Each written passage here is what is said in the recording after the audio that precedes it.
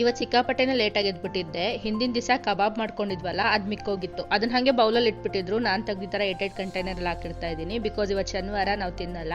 ಹಾಗೆ ಸ್ವಲ್ಪ ಗ್ರಾಸರೀಸ್ನೆಲ್ಲ ಫಿಲ್ ಮಾಡಿಬಿಟ್ಟು ಎತ್ತಿಕ್ತಾ ಇದ್ದೆ. ಆ್ಯಂಡ್ ಕಬಾಬ್ ಎಣ್ಣೆನೂ ಮಿಕ್ಕಿತ್ತಲ್ಲ, ಅದನ್ನ ಇನ್ನೇನು ವೇಸ್ಟ್ ಮಾಡೋದು ಅಂತ ನೀಟಾಗಿ ಸೋಸ್ಬಿಟ್ಟು ಎತ್ತಿಕೊತಾ ಇದ್ದೀನಿ. ಹಿಂದಿನ ದಿವಸ ನಾನ್ ವೆಜ್ ಮಾಡಿದ್ವಲ್ಲ, ಹಾಗಾಗಿ ಇವತ್ತು ಅಡುಗೆ ಮನೇಲಿ ಜಾಸ್ತಿನೇ ಕೆಲಸ ಇದೆ. ಕಬಾಬ್ ಮಾಡ್ಕೋತೀವಲ್ಲ, ಆ ಎಣ್ಣೆ ಎಲ್ಲ ಟೈಲ್ಸ್ ಮೇಲೆ ಸಿಡಿದಿರುತ್ತೆ, ಅದನ್ನೆಲ್ಲ ಉಜ್ಜಿ ಕ್ಲೀನ್ ಮಾಡ್ಕೊಬೇಕಾಗುತ್ತೆ. ಆ್ಯಂಡ್ ಇವತ್ತು ಪಾತ್ರೆನೂ ಕೂಡ ರಾಶಿ ರಾಶಿ ಬಿದ್ದಿತ್ತು. ಈ ಪಾತ್ರೆಗಳನ್ನೆಲ್ಲ ಉಜ್ಜಿ ಕ್ಲೀನ್ ಮಾಡ್ಕೊಳ್ಳೋ ಅಷ್ಟೊತ್ತಿಗೆ ಸಾಕಾಯಿತು. ಆ್ಯಂಡ್ ನನಗೆ ಈ ಪಾತ್ರೆ ತೊಳೆಯೋದು ಅಂದರೆ ಸ್ವಲ್ಪ ಬೇಜಾರಾಗೋ ವಿಷಯನೇ, but I have no option, ನಾನು ಇದನ್ನೆಲ್ಲ ಮಾಡಲೇಬೇಕಾಗುತ್ತೆ. ಆ್ಯಂಡ್ ಈ ಸಿಂಕ್ನೆಲ್ಲ ನೀಟಾಗಿ ಉಜ್ಜಿ ಕ್ಲೀನ್ ಮಾಡ್ಕೊಳ್ಳೋ ಅಷ್ಟೊತ್ತಿಗೆ ಸಾಕಾಗ್ಬಿಡುತ್ತೆ. ಈ ವಿಮ್ ಜೆಲ್ ಹಾಕೊಂಡು ನೀಟಾಗಿ ಉಜ್ಕೊತೀನಿ, ಹಾಗಾಗಿ ಅಲ್ಲೇನು ಆ ಥರ ಸ್ಮೆಲ್ಗಳು ಬರಲ್ಲ, ನೀಟಾಗಿ ಕ್ಲೀನ್ ಆಗುತ್ತೆ. ಫಸ್ಟ್ ಆಫ್ ಆಲ್ ನಾನು ಇವತ್ತು ಎದ್ದಿರೋದೇ ಲೇಟು. ಆ್ಯಂಡ್ ಅಡುಗೆ ಮನೇಲೂ ಕೆಲಸ ಜಾಸ್ತಿ ಇತ್ತಲ್ಲ, ಇದನ್ನೆಲ್ಲ ನೀಟ್ ಮಾಡಿಕೊಂಡು ನಾನು ಟಿಫನ್ ಮಾಡ್ಕೊಳ್ಳೋ ಅಷ್ಟೊತ್ತಿಗೆ ಟಿಫನ್ ಟೈಮೇ ಆಗೋಗಿತ್ತು. ಒಂದೇ ಸಲ ಅಡುಗೆ ಮಾಡ್ಕೊಳ್ಳೋಣ ಫ್ರಿಜ್ಜಲ್ಲಿ ಏನಿದೆ ಅಂತ ನೋಡಕ್ಕೆ ಹೋದೆ. ಅಲ್ಲಿ ಆ್ಯಕ್ಚುಲಿ ಏನೂ ಇರಲಿಲ್ಲ, ಸಬ್ಸಿಗೆ ಸೊಪ್ಪು ಮಾತ್ರ ಇತ್ತು. ಅದನ್ನೇ ಕ್ಲೀನ್ ಮಾಡಿಕೊಂಡು ಏನಾದರೂ ಮಾಡೋಣ ಅಂತ ರೆಡಿ ಮಾಡ್ಕೊತಾ ಇದ್ದೆ. ನನಗಿಂತ ಚೆನ್ನಾಗಿ ನಮ್ಮ ಅತ್ತೆ ಬಸ್ಸಾರನ್ನ ಮಾಡ್ತಾರೆ, ಹಾಗಾಗಿ ಅವ್ರಿಗೇನೆ ಹೇಳಿದೆ ಬಸ್ಸಾರು ಮಸಾಲೆ ತಕ್ಕೊಡೋಕ್ಕೆ. ಸೊ ಅವ್ರು ಮಸಾಲೆ ತಕ್ಕೊಟ್ರು, ನಾನಿಲ್ಲಿ ಒಗ್ಗರಣೆ ಹಾಕ್ತಾ ಇದ್ದೀನಿ. ಒಂದು ಸೈಡು ಸಾಂಬಾರು ಕುದೀತಾ ಇತ್ತು, ಇನ್ನೊಂದು ಸೈಡು ಪಲ್ಯಕ್ಕೆ ಒಗ್ಗರಣೆ ಹಾಕೊತಾ ಇದ್ದೆ.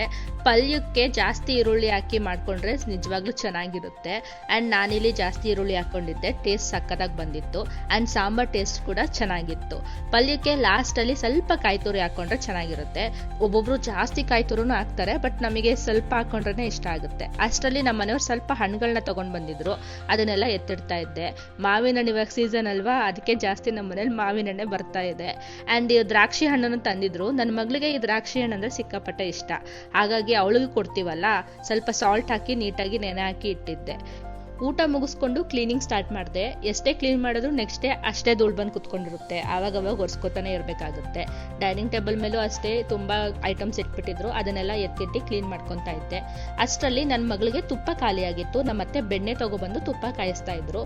ಹಾಗೆ ನಿಮಗೆಲ್ಲ ತೋರಿಸೋಣ ಹೇಗೆ ಕಾಯಿಸ್ತಾರೆ ಅಂತ ಒಂದು ವಿಡಿಯೋ ಶೂಟ್ ಮಾಡ್ಕೊಂಡಿದ್ದೀನಿ, ನೋಡ್ಕೊಂಡು ಬನ್ನಿ.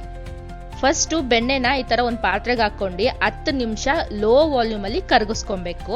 ಅದು ನೀಟಾಗಿ ಕರಗಿ ತಿಳಿಯಾಗುತ್ತೆ. ಆ ಟೈಮಲ್ಲಿ ಮೆಂತ್ಯ, ಏಲಕ್ಕಿ, ಲವಂಗ, ಕರಿಬೇವು ಎಲೆ ಇಷ್ಟು ಐಟಮ್ಸ್ನ ರೆಡಿ ಮಾಡಿ ಇಟ್ಕೊಬೇಕು.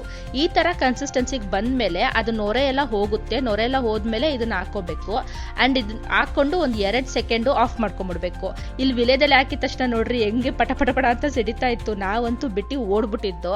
ಒಂದು ಸ್ವಲ್ಪ ಒಂದು 2 ಸೆಕೆಂಡ್ಸ್ ಆದಮೇಲೆ ಗ್ಯಾಸ್ ಆಫ್ ಮಾಡ್ಬಿಡ್ಬೇಕು. ಆದ್ಮೇಲೆ ತಣ್ಣಗಾದ್ಮೇಲೆ ಈ ತರ ನೀಟಾಗಿ ಅದನ್ನ ಸೋಸ್ಕೊಬೇಕು. ಸೋಸ್ಕೊಂಡ್ರೆ ನೋಡಿ ಎಷ್ಟು ಚೆನ್ನಾಗಿ ರೆಡಿ ಆಗಿದೆ ತುಪ್ಪ.